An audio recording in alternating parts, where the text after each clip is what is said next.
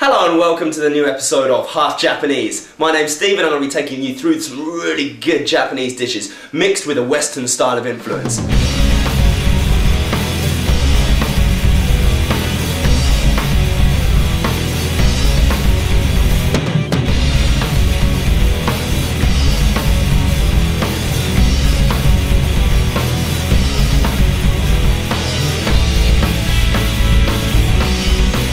Today, we're going to be looking at a really simple dish of karage, but what we're going to do is going to add a slightly Western style to it. We're going to make up a nice white wine cream sauce just to dribble on the top of that, and I think it's going to be a really good combination. I'm pretty excited. Let's go and have a look at the shopping.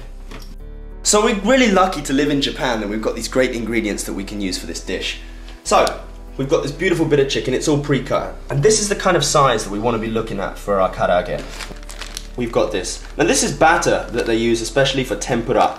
Yeah, and this really does fluff it up and crisp it up a bit more than normal plain flour. I also like to use cornstarch as well sometimes. You can use cornstarch, it's no problem. So we've got some basic spices here. We've got some shokusho, which is like a mix of salt and pepper, Chinese style, really good in chahan. Got some garlic granules, got some nice basil, got some thyme, got some rock salt, black pepper, got our onion, Japanese sake, and soy sauce. Right, so first of all, start off, cut the onion.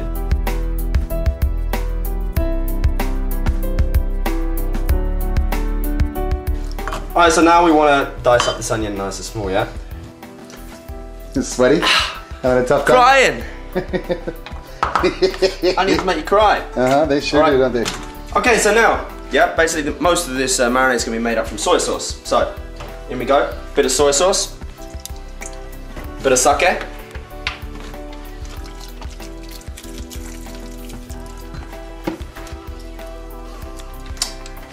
bit of oil, blend all together,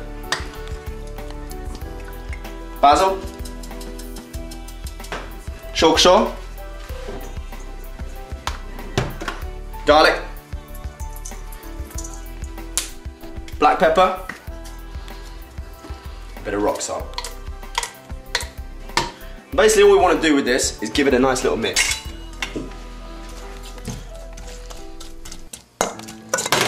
These Ziploc bags are great. What we're going to do is going to divide up half of our chicken into these Ziploc bags. Take a nice handful of chicken. Oh, that feels good. Marinade. Yep. From here into the bag. Nice and easy. Raw onions. Tasty. Bit of thyme. And you don't want to be wasting this. Give it a good crunch in your fingers there. Yeah. Thyme loves chicken and chicken loves thyme. It's fantastic. Lock them shut. Lock them shut. And lady boys, here we go. Give them a good fucking shake. Hold them by the top, hold them by the bottom, any way you want. Give them a good shake, that's it. Give them a good Rumpelstiltskin. Nice one. Okay, so, see this chicken is starting to get really covered all over. And not only is it just sitting in a marinade, we're actually giving it a bit of action, so the soy sauce is probably getting right in there, giving it a bit of a squeeze. Nothing too violent, but really giving it a good once over, giving it a good shake, getting that marinade everywhere. So there we go. Got 2 bags of marinade ready to go in the fridge, yeah? 20 minutes, what's the time now? 20 minutes. Quarter of a cabbage, down on here. What we're gonna do, usually we would chop it up, but today, we're gonna slice it.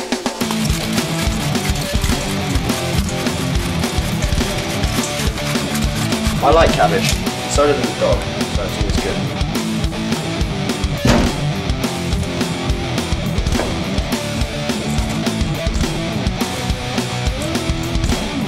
So just got a bit of lemon juice out of the fridge.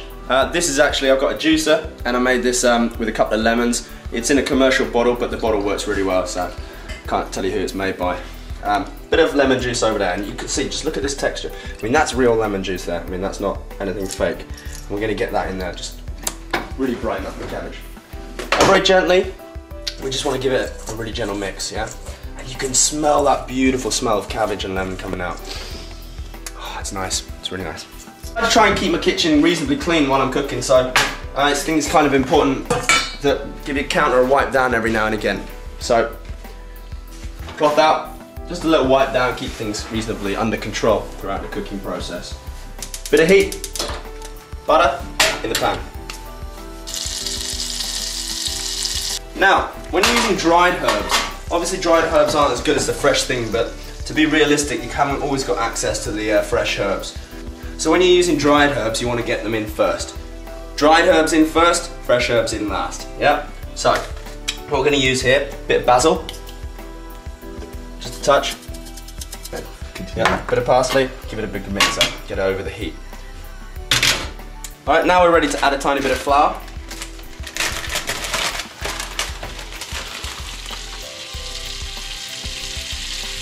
We want to get this wooden spoon thing, give it a little bit of a mix up. Yeah. Add a touch of milk.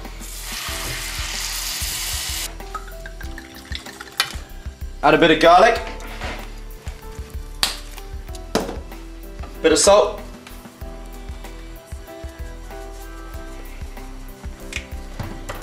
Bit of pepper. So, very good. It's not too overpowering, it's not too strong. It's just got just enough flavour, because the chicken that we're making, that this is going to dress, is going to have a beautiful succulent flavour. We do not want to take away from that traditional Japanese flavour. But we do want to add this beautiful white sauce on the top. Just a little drizzle. Why not? It's half Japanese. So now we're going to look at frying. Okay, frying is very dangerous, so make sure you're safe with this. Yep, nice big old pan. Yep. Don't really want to use your best pan when it comes to frying because it gets a bit dirty. Yeah, nice big pan.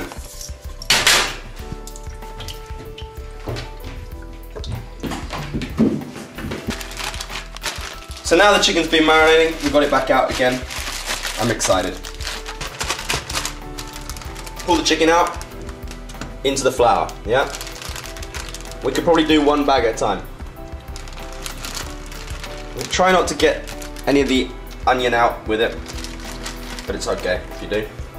Look at that. We want to make sure that it's coated. Push it a bit as well so that the chicken opens up and you can really get flour in all the little nooks and cracks on the chicken. Alright, now we can start dealing with the chicken individually. Shake off the excess flour and you're ready here, yep, into the oil.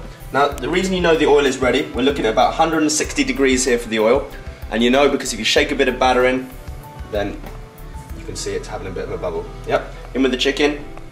Beautiful. So what I'm doing while the karage finishes frying, just going to get back to this beautiful cabbage we've got here. Just going to nicely take it out, put it into a nice pile in the middle of the plate. Yeah. Here you can see that the chicken's nicely coated and also that the skin's lifted off. And you can see it's nice and succulent inside there. Let's just cut one open and have a look.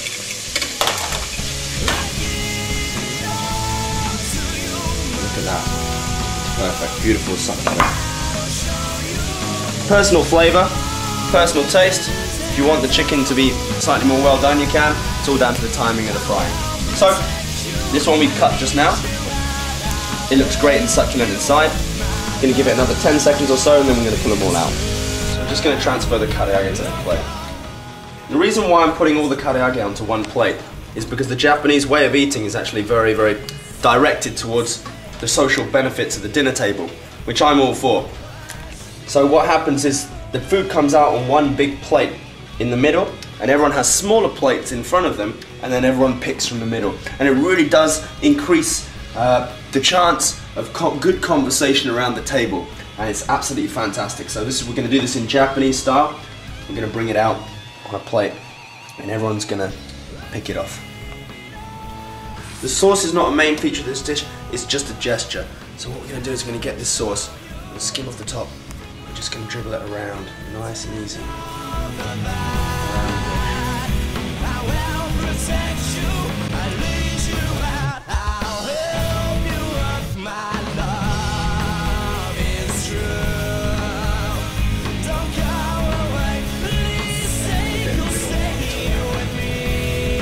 Japanese style karage with a Western twist. That's our Japanese.